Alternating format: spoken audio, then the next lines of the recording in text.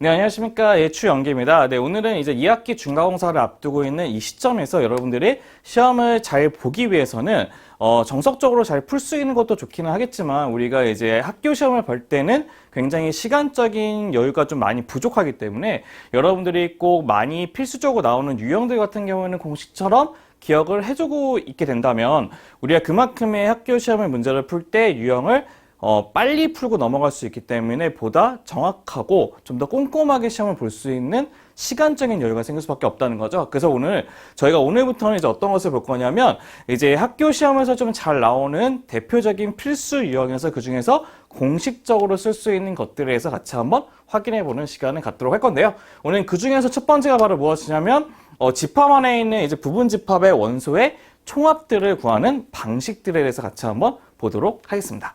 첫 번째 보시게 되면 A라는 집합 자체를 먼저 보시면 이제 A1부터 AN까지 구성되어 있는 N개의 그 원소를 갖고 있는 집합이 있다고 하는데 그럼 얘네들을 갖고 있는 모든 부분 집합의 개수는 몇 개가 되냐면 2의 N제곱개가 이제 부분 집합의 개수가 나올 수밖에 없을 거예요. 그럼 거기서 이제 구성되어 있는 그 2의 N제곱개로 구성되어 있는 모든 부분 집합에서의 원소의 원소의 총합을 구하고 싶은 게 우리 목적이 된다는 것입니다. 그럼 우리가 한번 생각을 해보시는 건 이런 건데 어떤 거냐면 저희가 A1이라는 원소를 생각해 보겠다는 뜻이에요. 그럼 A1이 포함되고 있는 부분 집합의 개수만큼의 A1이 존재를 할 거거든요.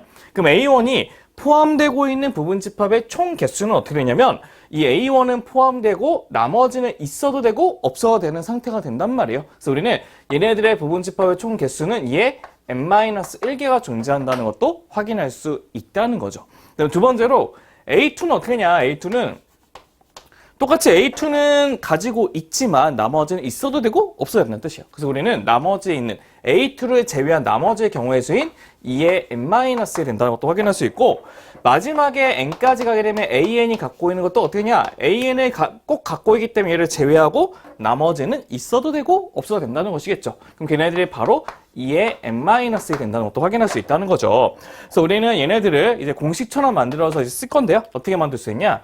2의 n-를 모두 묶어서 A1 플러스 A2 플러스 A3에다가 플러스 정도점 가서 어디까지?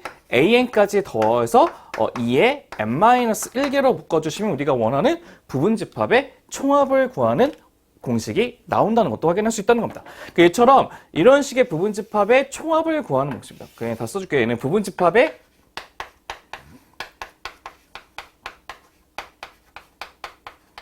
원소의 총합을 구한다는 뜻이에요.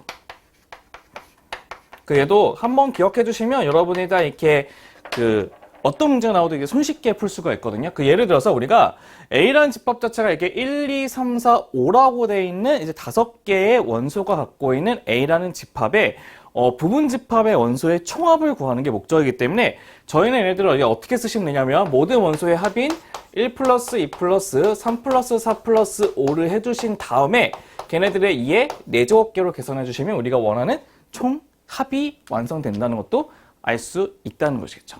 네, 오늘 여기까지가 이제 어떤 것이냐면 이 집합에서 가장 첫 번째 제일 잘 나오는 이제 부분 집합의 원소의 총합을 보는 공식을 같이 한번 확인을 해봤고요. 다음 시간에도 이제 계속 이거와 관련된 꿀팁들을 같이 한번 볼 테니까요. 여러분들 꼭 기다려서 그 꿀팁들을 맞고 몸속에 체득해서 보시면 좋을 것 같습니다.